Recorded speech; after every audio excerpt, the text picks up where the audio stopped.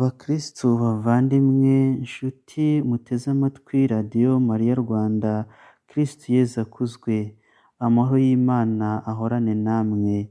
Dore amasomo atagatifu Kiliziya yaduteguriye kuri uyu wa gatanu w'icyumweru cya gatandatu cya Pasika, umwaka wa Liturujia A. Isomo rya mbere turarikura mu gitabo cy'ibyakozwe n'intumwa, umutwe wa 18 umurongo wa 9 kugeza ku wa 18. Isomo ryo mu gitabo cy'ibyakozwe n'intumwa. Bari i Korinti, ijoro rimwe Nyagasani abonekera Pawulo, aramubwira ati witinya, ahubwo komeza uvuge ntuceceke. Ndi kumwe nawe kandi nta n'umwe uzahangara kukugirira nabi, kuko abantu benshi muri uyu mujyi ari abanjye. Pawulo amarana nabo umwaka umwe n'amezi 6 abigisha ijambo ry'Imana. Mu gihe Galiyo yatwaraga Akaya, Abayahudi bahuza umugambi wo gufata Pawulo bamujyana mu rukiko, bamurega bagira bati uyu muntu yoshya abantu gusenga Imana ku buryo bunyuranyije n'amategeko. Pawulo ngo ajye kugira icyo avuga, Galiyo abwira Abayahudi ati Bayahudi, iyo bujya kuba ubugome cyangwa ubugizi bwa nabi murega uyu muntu, najyaga kubumva. Ariko ubwo ari impaka zerekeye ku nyigisho, ku mazina no ku mategeko yanyu bwite, nimubyirangirize ubwanyu. Jye sinshaka kuba umucamanza w'ibyo. Nuko abirukana mu rukiko. Ubwo baherako basumira Sositeni, umutware w'isengero, bamukubitira imbere y'urukiko, ariko Galiyo ntiyabyitaho na busa. Pawulo yongera kumara igihe kirekire i Korinti, hanyuma asezera ku bavandimwe, afata ubwato ajya muri Siriya ari kumwe na Purisila na Akwila. Ageze i Kentireya ariyogoshesha kubera umuhigo yari yarahize. Iryo ni ijambo ry'Imana. Dushimiye Imana. Zaburi ikurikira isomo rya mbere ni iya 47 cyangwa 46. Imana niyo mwami w'isi yose. Imana niyo mwami w'isi yose. Miryango mwese nimukome yombi, musingize Imana mu rwamo rw'ibyishimo, kuko Uhoraho umusumba byose ari ruterabwoba, akaba umwami w'igihangange ku isi yose. Imana niyo mwami w'isi yose. Atuyoborera imiryango tukayihaka, amahanga akayishyira munsi y'ibirenge byacu. Adutoranyiriza umugabane udukwiye, ukaba ishema rya Yakobo inkoramutima ye. Imana niyo mwami w'isi yose. Imana izamutse bayiha impundu, Uhoraho azamutse avugirwa n'impanda. Nimucurangire Uhoraho, nimucurange, nimucurangire umwami wacu, nimucurange. Imana niyo mwami w'isi yose. Ivanjiri niyanditswe na Mutagatifu Yohani, umutwe wa 16 umurongo 20 kugeza ku 23a. Nyagasani Yesu nabane namwe. Nawe kandi muhorane. Amagambo yo mu Ivanjiri ntagatifu uko yanditswe na Yohani. Habwa ikuzo Nyagasani. Muri icyo gihe Yesu agiye kuva kuri iyi si ngo asange se, abwira abigishwa be ati ndababwira ukuri koko, mwe muzarira ndetse muganye, ariko isi izishima. Mwe muzagira ishavu, ariko ishavu ryanyu rizabaviramo ibyishimo. Umugore iyo agiye kubyara arababara, kuko igihe cye kiba kigeze, ariko yamara kubyara umwana nabe akibuka bwa bubabare, kubera ibyishimo by'uko havutse umuntu ku isi. Namwe ubu koko mufite ishavu, ariko nzongera mbabone, maze imitima yanyu inezerwe, kandi ibyishimo byanyu he kugira ubibavutsa.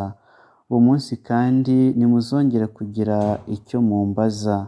Iyo ni Ivanjiri ntagatifu. Uragasingizwa Kristo.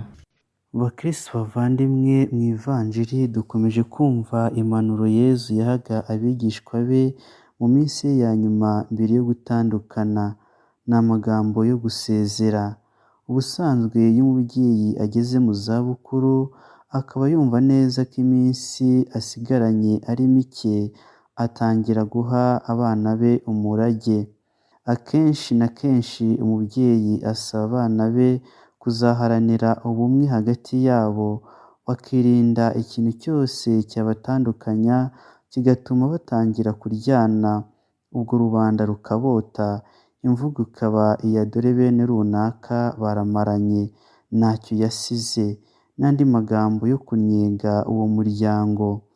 Umubyeyi aba yifuza ko ibyiza yakoze bikomeza gusigasirwa.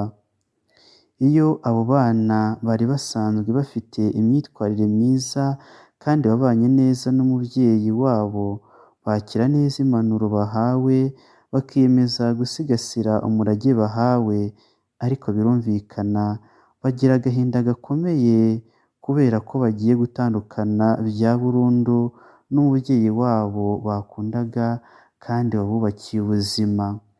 Mu mpanuro Yezu yahaye abigishwa be nk'uko twagiye tubyumva, Yezu nawe yasabye abigishwa be gukomeza ubutumwa yakoraga bwo kwamamaza inkuru nziza y'Imana. Yabasabye kandi kurangwa n'urukundo. Yababwiye ko icyo abantu bazamenyeraho ko ari abigishwa be ari urukundo bazaba bafitanye.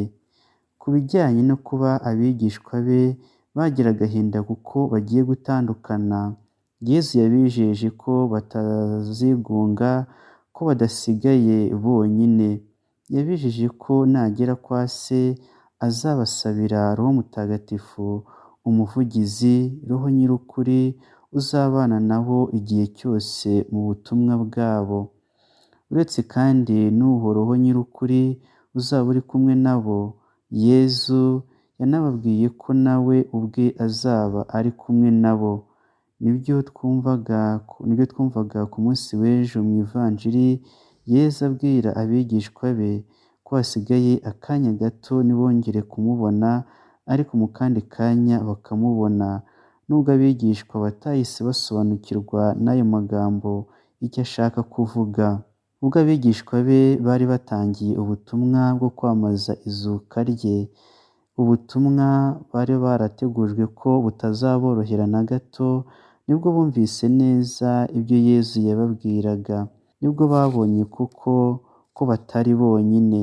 Mu isomo rya mbere twumvise uburyo Yezu yabonekeye Pawulo akamubwira amagambo yo kumukomeza agira ati witinya, ahubwo komeza uvuge ntuceceke.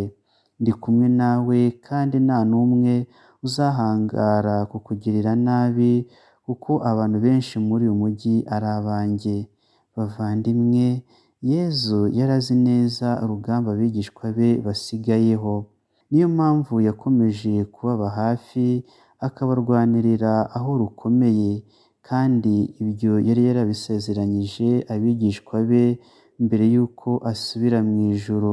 Bihatiye kuba abahamya b'indahemuka nk'uko Yezu yari yarabibasabye. Ntibaceceka kwamamaza izina rye, ntibaceceka komeza kogeza hose izina rya Yezu wazutse, nk'uko Petero na Yohani bari barabibwiye Abayahudi. Mu ivanjiri y'uyu munsi, Yezu akomeza guteguza abigishwa be imibabaro bazagira. Ndababwira ukuri koko, mwe muzarira ndetse muganye, ariko isi izishima. Mwe muzagira ishavu, ariko ishavu ryanyu rizabaviramo ibyishimo. Abigishwa ba Yezu barababajwe bihagije, ariko bakomeje kugira ibyishimo byo kwamamaza izuka rya Yezu. Turibuka ubwo intumwa zishimiraga ko zakubiswe zizira kuvuga izina rya Yezu. Impamvu y'ibyishimo byabo irumvikana. Baravuga izina ry'uwatsinze urupfu, akaba ari muzima, kandi umwemera akamuha ubugingo bw'iteka.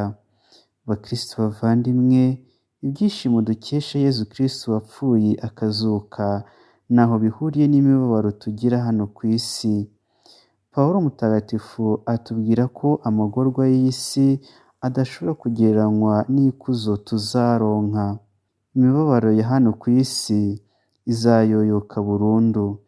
Imibabaro rero ntibikwiye ko bitwibagiza umunezero uhoraho iteka dukesha izuka ry'Umwami wacu Yezu Kristo.